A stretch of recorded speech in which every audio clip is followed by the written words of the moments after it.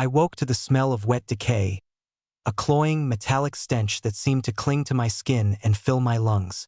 The fog had a weight to it, thick and sluggish, curling around my ankles like tendrils of some unseen creature. I wasn't entirely sure where I was. I only knew I wasn't anywhere familiar. The last thing I remembered was the road, slick with rain, the blur of trees rushing past my windshield as I swerved to avoid a fallen branch. And then, nothing.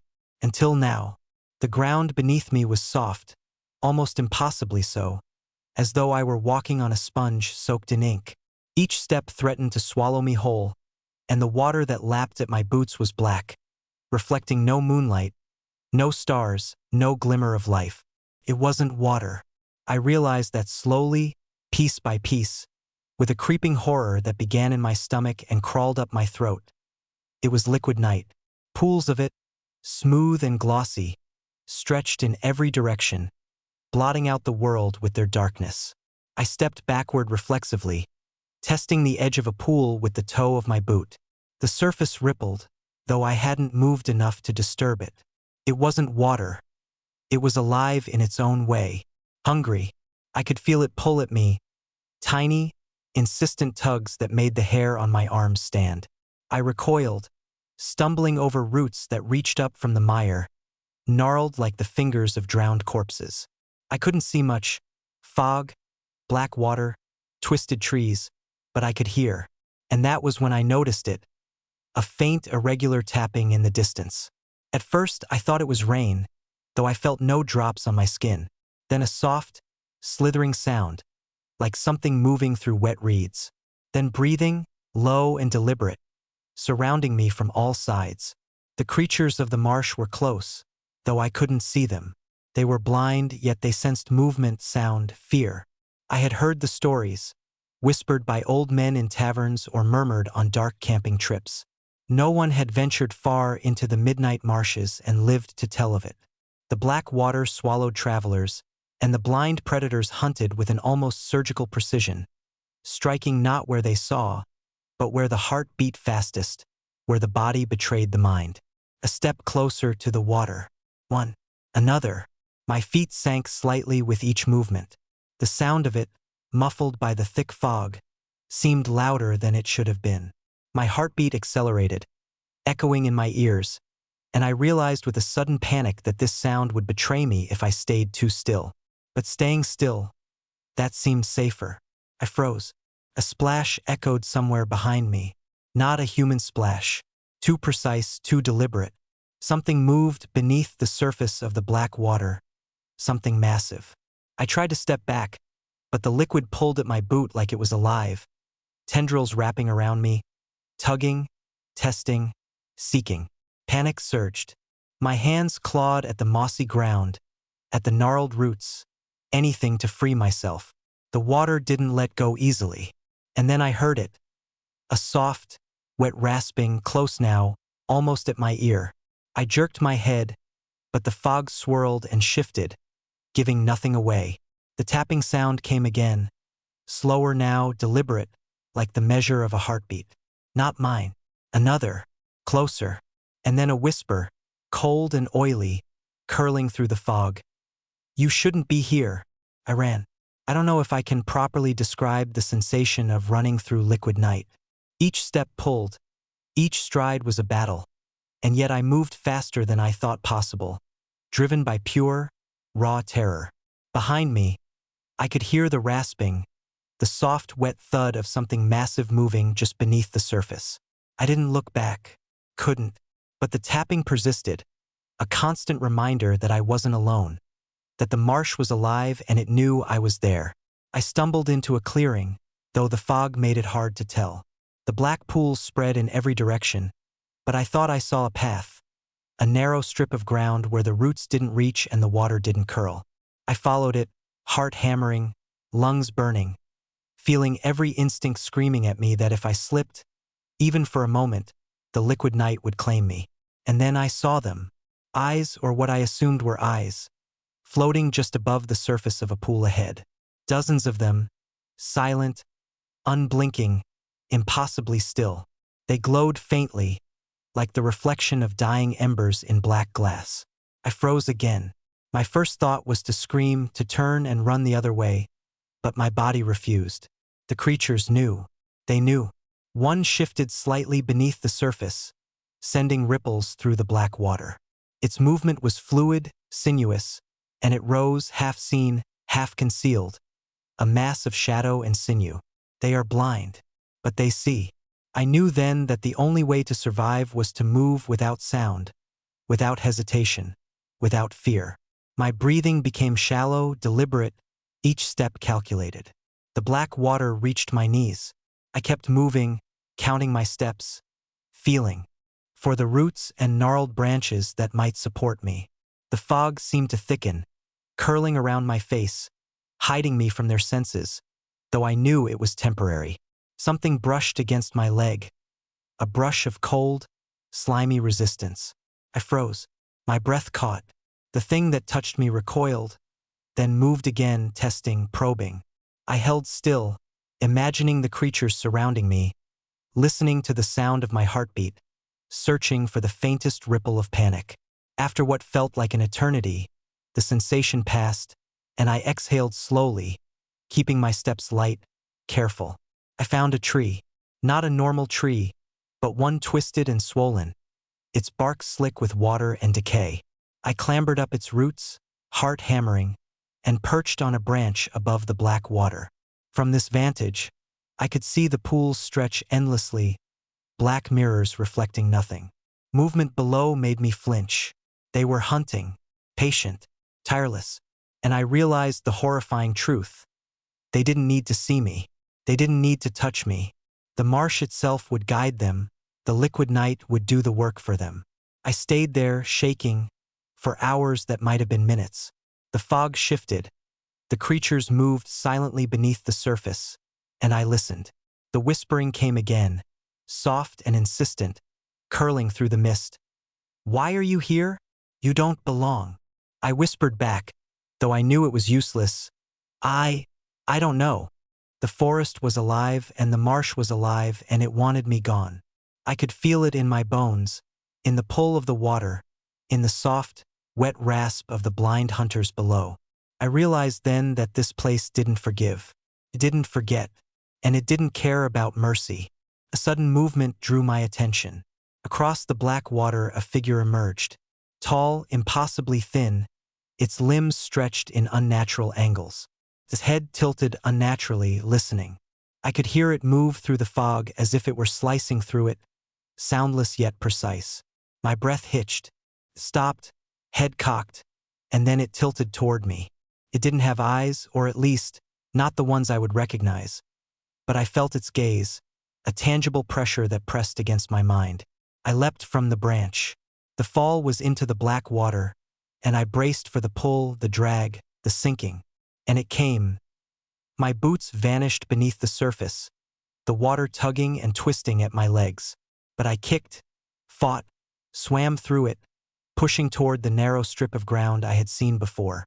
The creatures moved beneath me, a surge of dark shapes, and I felt their hunger, their curiosity, their patient malice. Somehow I reached the bank. I collapsed on solid ground, soaked, trembling, gasping. The fog began to lift. The black pools stretched endlessly around me, and I realized I had no idea where I was. The forest continued to whisper, the water continued to stir, and the creatures continued to hunt. I was alive, but only barely, and I knew, with a certainty that sank into my bones, that surviving the night was only the beginning. I didn't move for a long time, not because I wanted to rest, but because I didn't dare. The fog had thinned slightly, revealing shapes that seemed to shift at the edge of my vision. Trees twisted into impossible angles, their roots curling like serpents, their branches reaching out as if to grab anything foolish enough to wander too close. I could hear the faintest splash in the distance, a slow, deliberate rhythm, almost musical in its irregularity. It followed me, tracing me through the marsh, an unbroken reminder that the blind hunters were still near. My legs ached. My lungs burned, but the terror was the sharpest pain of all. Every instinct screamed at me to keep moving, Yet every step brought the black water closer, pulling, tugging, whispering promises of oblivion. I didn't know if I could trust the ground beneath me or the roots that rose from it like jagged teeth. I thought I had escaped, but somewhere deep inside, I knew the marsh had only allowed me this reprieve to make the hunt more enjoyable. I crept along the narrow strip of land, careful not to disturb the wet foliage. The fog pressed against my face like a living thing, and I imagined it listening, gauging my fear. The tapping came again, soft, deliberate, perfectly timed with the hammer of my heart. It wasn't random. The creatures were communicating, coordinating, playing with me, and I realized then that I was the prey in a game far older than I could comprehend. A branch snapped behind me. I froze, breath catching in my throat. The sound came again, closer this time. Not a footstep, something different. Something that moved through the mud and water without making the sound of boots, without the normal rhythm of a human stride. I swung my head, trying to locate the source, but the fog swallowed everything, leaving me blind and deaf except for the sound of my own terror. And then I heard it. A low, wet hiss that carried across the black water.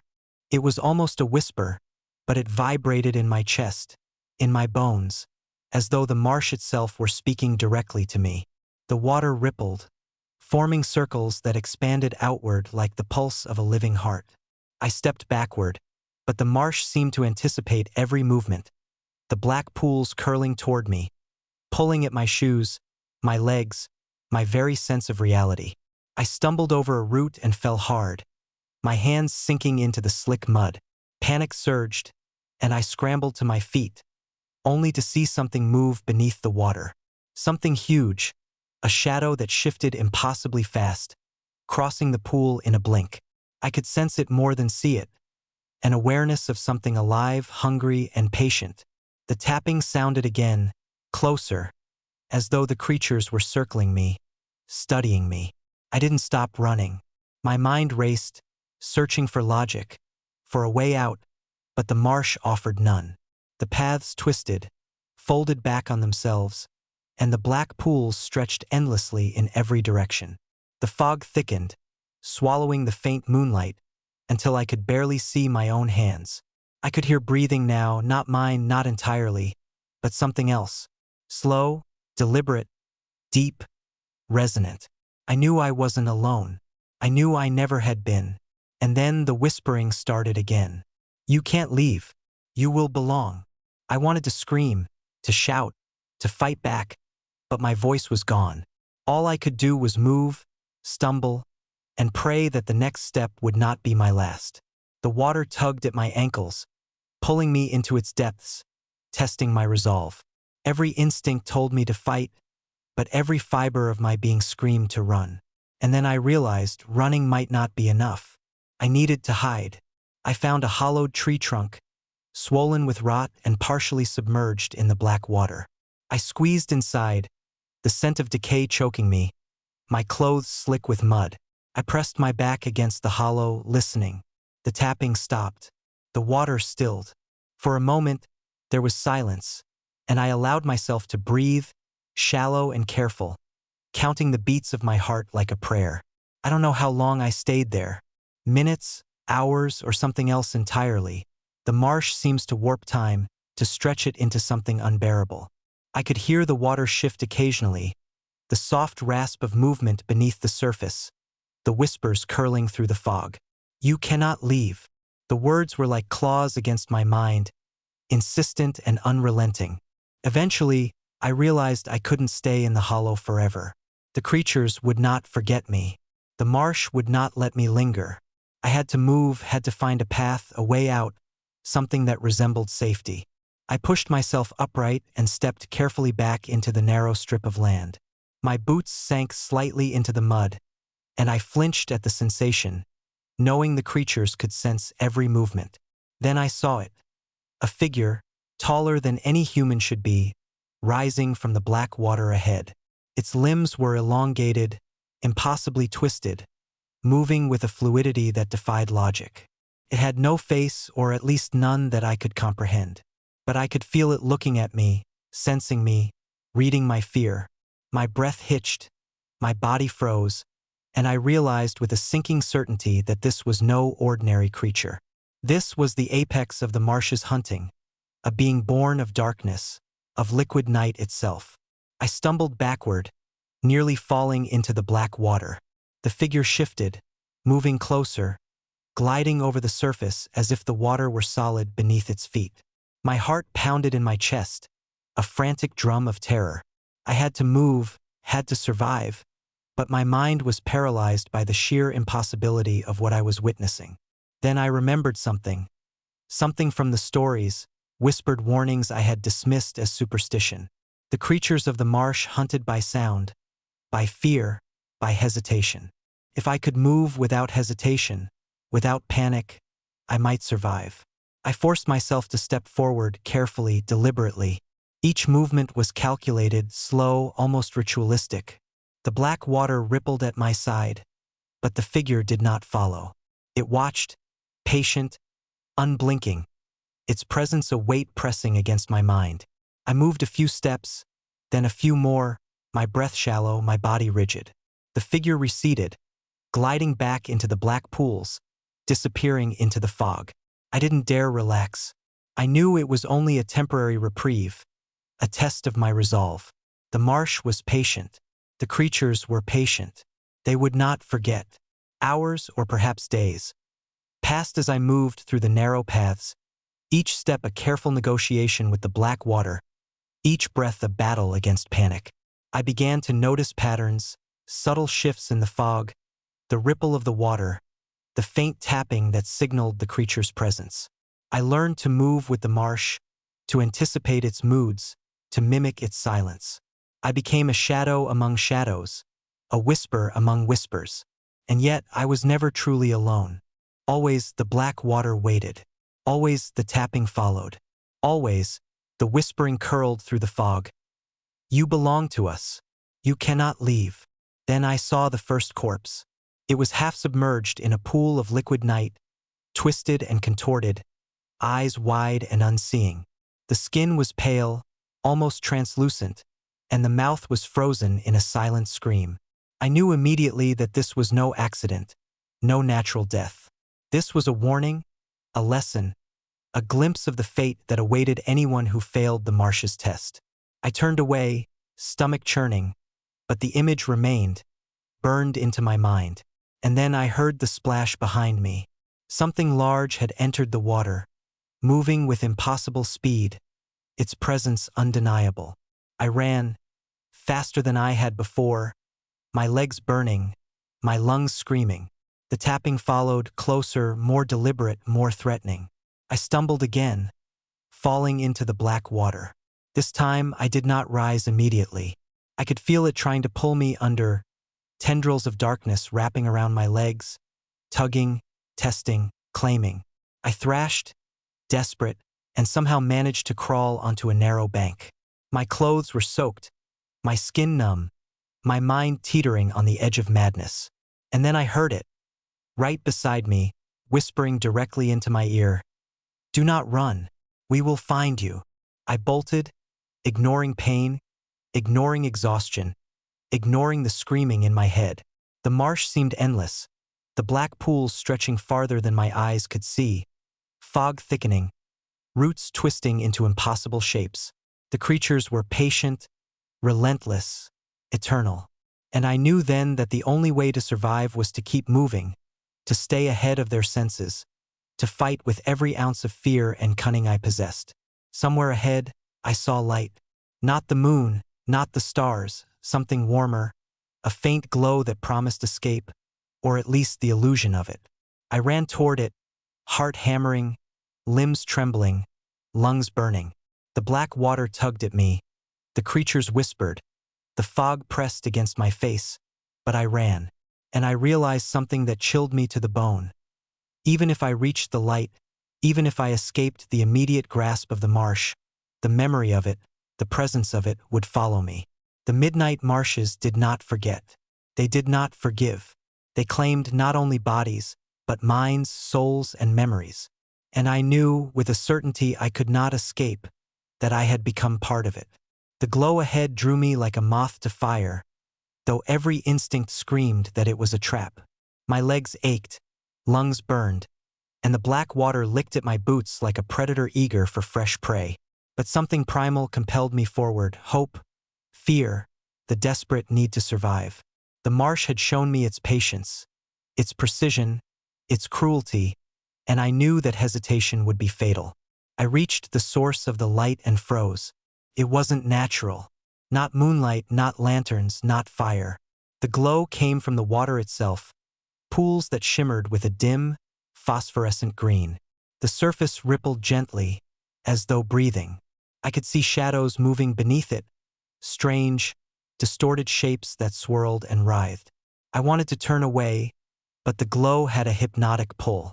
I wanted to see what lived there. I wanted to understand what the marsh truly was.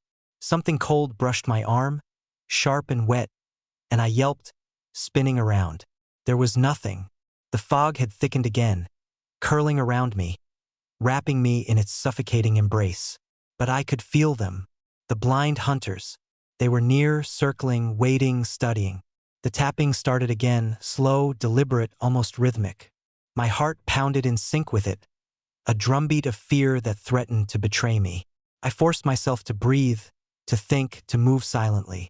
I had learned something in the last hours, or maybe days, though the marsh had twisted time so thoroughly I could not be certain. The creatures hunted by sound, by hesitation, by fear. If I moved carefully, deliberately, silently, I might survive. If I froze completely, I might survive even longer. But I could not stay frozen. The marsh would consume me eventually, the water would claim me, and I would sink into the black depths forever. I edged forward, careful, deliberate, each step measured. The glowing pools spread in every direction, casting eerie shadows that danced across the fog. The shapes beneath the surface shifted constantly, large and small, slow and fast, some nearly human in form, others impossible. They moved with a fluidity that defied physics, a sinuous grace that made my stomach turn. I tried not to look too long. The marsh did not forgive curiosity. Then I heard a voice. Not a whisper, not the rasping hiss of the blind hunters, but a real human voice. Soft, terrified. Help me? I froze, straining to locate the source. It was coming from beneath the glow, from a pool that seemed to pulse with life. My first thought was that it was another victim, another unlucky soul, swallowed by the marsh. My second thought was horror. If I responded, if I moved closer, I might join them. And yet, something compelled me. Compassion? Desperation? Madness? Couldn't tell. I stepped toward the pool, boots sinking slightly into the slick mud, water lapping at my ankles. The voice called again, weaker this time, almost fading. Please help. I leaned over the pool, peering into the phosphorescent depths. There was a figure there, a man or what had once been a man. His skin was pale, stretched tight over sharp bones, eyes wide and unblinking, reflecting the glow like two drowned stars. His arms flailed slightly, reaching for me, but the water pulled at him as well, dragging him under in slow, inexorable waves. Hold on, I shouted, though my voice trembled and echoed unnaturally in the fog. I reached into the pool, hands closing around his wrist. He was cold, slick, alive but barely. I pulled with all my strength, desperate to drag him from the water. The moment my hands touched him fully, the pool reacted. The black water surged like a living thing, wrapping around my arm, tugging, twisting. Panic gripped me. The water was trying to claim both of us. I pulled harder, dragging him from the edge, my boots slipping in the mud. Behind me, I could hear splashes, the low rasp of the blind hunters moving closer, drawn to the commotion. Finally, I managed to pull him onto the narrow strip of solid ground. He coughed, gasping, shaking violently. His eyes, though pale and lifeless, focused on me for a brief moment. "Thank you," he rasped, voice barely audible. Then his gaze shifted to the black water, and I followed it. They were everywhere. The blind hunters emerged slowly from the pools, massive shadows rising from the black water, limbs twisting in unnatural angles. They didn't move like humans. They moved like liquid, flowing, stretching, sliding. They had no eyes, yet they looked directly at us, sensing fear and movement with terrifying precision. I grabbed the man, dragging him away from the glowing pool. "Run!" I shouted. "Don't stop!" We ran blindly, stumbling over roots and mud, the fog thickening, swallowing us in white-gray oppression. The marsh seemed to pulse beneath our feet, water tugging at our legs, black pools expanding, swallowing the narrow paths we tried to follow. The tapping was all around us now, a constant, rhythmic reminder that the blind hunters were closing. The man coughed and stumbled beside me. Where are we going?" he gasped. "Anywhere but here," I yelled, though the answer felt hollow. I didn't know where we were going. There was no path, no exit, no logic. The marsh didn't follow the rules of the world outside. It was a place apart, a living, breathing nightmare. We reached a section where the trees arched overhead, forming a kind of tunnel. The fog swirled violently here, thickening as though resisting our passage. The black water rippled beneath us, silent shapes moving just beneath the surface. I could feel them, the blind hunters, watching, waiting, calculating. Every instinct screamed to stop, to freeze, to disappear into the shadows, but we had no choice. The man stumbled again, and I grabbed him, dragging him forward. A sudden, sharp noise erupted behind us. A splash followed by a wet, rasping sound, and I knew that one of the creatures had lunged too close to the water's edge. I didn't look back. Couldn't. Suddenly, the ground opened up beneath us, or at least it felt that way. The narrow strip of land ended abruptly, a vast expanse of black water stretching endlessly before us. The man froze, terror overtaking him. I could feel it radiating from him, a scent, a vibration that the blind hunters would sense immediately. "We have to cross," I said, voice shaking, more to convince myself than him. "We have no choice." He looked at me, eyes wide with fear. "We'll die." "Maybe," I admitted. "But if we don't move, they'll take us anyway." The black water glistened with that eerie green glow, pulsing softly as though alive. The blind hunters hovered just beneath the surface, watching, waiting, and I could feel them reacting to our fear, circling, preparing to strike. I took a deep breath, trying to steady my shaking hands, and waded in. The water was cold, shockingly so, pulling at our legs, threatening to drag us under. I moved slowly, deliberately, each step a careful negotiation with the liquid night. The man followed, stumbling, crying out as the water tugged at him, but I guided him, keeping him upright. Shapes moved beneath us, massive, sinuous forms that shifted with impossible speed. I could hear the tapping, the wet rasping, the whispering, "You belong, you belong." And then one of the creatures struck. It burst from the water, limbs extended, twisting in impossible angles, collided with the man, knocking him off balance. I grabbed him, pulling him back just as the shadow sank beneath the surface, disappearing. But the brush of its touch left me, shaking, a cold, slick residue that seemed to cling to my skin, burning with some unnatural chill.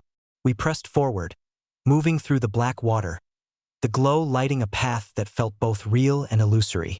The fog swirled, the marsh pulsed, and I realized something horrifying. This place was sentient. It knew our thoughts, our fears, our weaknesses.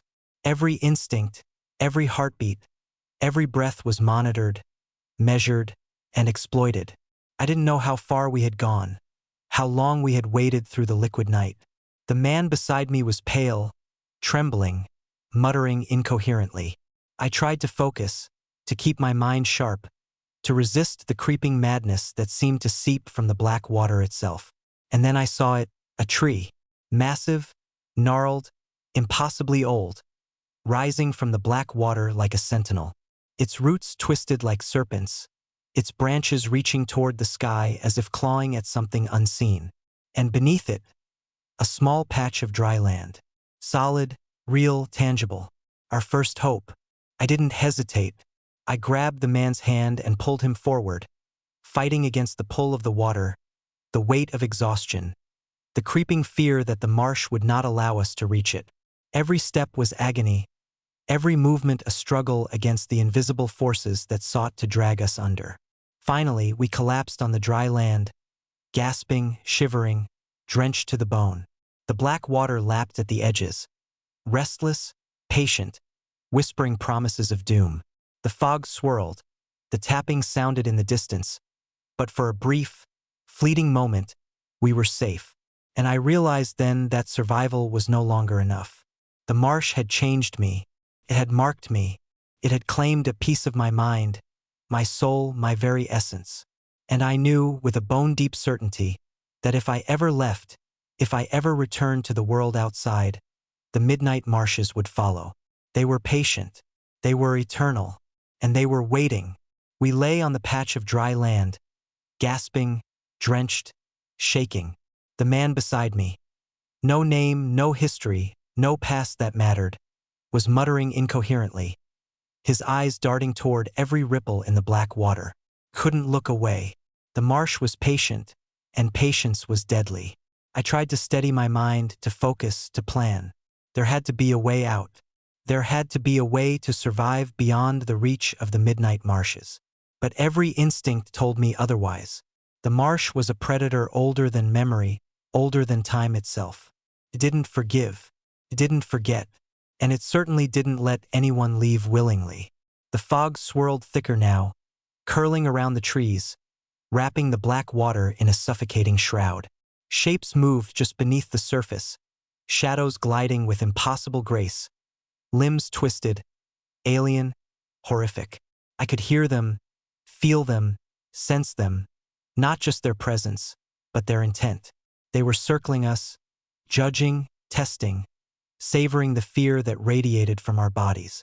The man beside me whimpered, "We can't, we'll die. We'll survive," I whispered, though the words felt hollow. I wasn't sure if I believed them. "We have to move. Now." He shook his head, trembling violently. I can't. I grabbed his arm and forced him to his feet. The black water surged closer, licking the edges of our patch of safety. Shadows shifted beneath the surface, as if aware of every heartbeat. The tapping returned, rhythmic and insistent, echoing through the fog. I knew that sound, the sound of predators tracking prey, the sound of inevitability. We waded into the water, legs sinking into the slick, black depths. Every step was a battle. Every movement drew attention. The blind hunters reacted instantly, gliding beneath the surface, circling, testing. I felt them brush against my legs, cold and wet, leaving a slick chill that burned like ice. And then I heard it, a whisper, low and melodic, curling around my mind. "You cannot leave. You belong." I forced myself to ignore it, focusing on the faint light ahead, the only promise of escape. But the marsh wasn't content to allow us to flee unchallenged. Shapes emerged from the black water, massive and contorted, limbs twisting impossibly as they reached toward us. I could feel their awareness, their hunger, their patient malice. One of them struck. Its arm, elongated and slick, shot out from the water, slamming into the man beside me. He screamed, and I yanked him backward just in time, but the touch left him pale, shivering, muttering incoherently. I could feel the residue of the black water on my skin, a cold reminder that the marsh marked those it hunted. We ran, wading through the pools, slipping through fog, navigating a nightmare that had no map, no rules, no mercy. The tapping followed, the whispers followed, the shapes followed. Every instinct screamed to stop, to hide, to surrender, but surrender meant death. And then we reached the edge, or at least what seemed like an edge. A sheer drop, the black water plunging into an abyss that disappeared into the fog. I could hear it below, a low, throbbing hum, like the heartbeat of the marsh itself. The man froze, terror overtaking him completely. "I can't," he whispered. "You have to," I shouted. "It's the only way."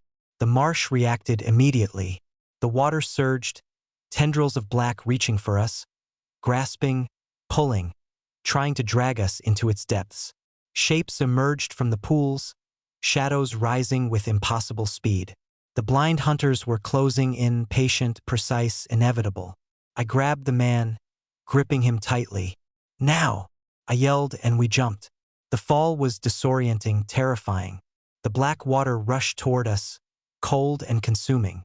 I felt the pull, the tug, the suffocating embrace of the marsh. But we landed in a different pool, shallower somehow, less sentient, almost welcoming in its relief. For a moment I thought we had survived. But the marsh did not forgive. The tapping resumed, louder now, insistent, echoing in my skull. Shadows moved beneath the surface, enormous, fluid, unrelenting. The whispers returned, crawling into my mind. "You cannot leave. You belong." I looked at the man beside me. His eyes were wide with terror, but there was a flicker of determination, or perhaps madness. We fight," he said, voice trembling. "We don't let them take us. We fight." I nodded, not fully understanding what he meant, but knowing instinctively that he was right. Survival wasn't enough. The marsh had claimed too much of us already. If we were to escape, we had to resist. I waded forward, hands slicing through the black water, feeling the resistance of unseen forces. Shapes moved beneath us, brushing, nudging, testing. But I focused on one thing: the light ahead. Pulsed faintly, a beacon, a promise, a possibility. The blind hunters lunged. Their limbs twisted impossibly, emerging from the water, wrapping around us, trying to drag us down. I fought, kicking, pulling, swinging, using every ounce of strength, every shred of desperation. The man beside me did the same, shrieking, striking blindly, but effectively. We broke through. Somehow, by sheer will and panic, we reached the edge of the glowing pool. The water seemed to recede slightly, as if mocking us, giving us a narrow path. I didn't hesitate. I dragged the man forward, my arms burning, my lungs heaving. And then I saw it, the exit, a narrow channel of land, rising gradually from the black water, leading to denser forest, to the possibility of escape, to the world beyond. I didn't know if it was real or just another illusion, another cruel trick of the marsh, but I had no choice. I ran. The blind hunters surged behind us, shapes twisting, limbs elongating, moving with fluid precision. The tapping was deafening, the whispers screaming in my mind. I could feel them brushing against my skin, pulling, tugging, trying to claim me. But I ran faster, ignoring exhaustion, ignoring pain, ignoring fear itself. We reached the narrow land, stumbled onto solid ground, and didn't stop. Branches clawed at our faces, roots tangled our feet, but we pressed on. Behind us, the black pools stretched endlessly, the shapes circling, watching, waiting. I could feel their awareness even as we ran, their patience eternal, their hunger insatiable. Finally, we broke through the edge of the fog, the black water receding into the distance. Trees became normal, the ground solid, the night sky clear. The tapping was gone. The whispers faded. For the first time in what felt like weeks, we could breathe without fear of being hunted. I collapsed, the man beside me shaking, trembling, crying. We had survived, or at least we thought we had. But deep down, I knew the truth. The marsh had marked us. It had claimed a part of us, etched itself into our minds, our souls. We were not free. We would never be free. Even now, as I sit far from the marsh, recounting this nightmare, I can feel it. The pull of the black water, the soft tapping of unseen limbs, the whispers curling through my mind. The midnight marshes do not forget. They do not forgive. They are eternal. And one day, if I am not careful, they will come for me again. Until then, I am haunted. I am changed. I am theirs. The swamp waits, always patient, always hungry, always eternal.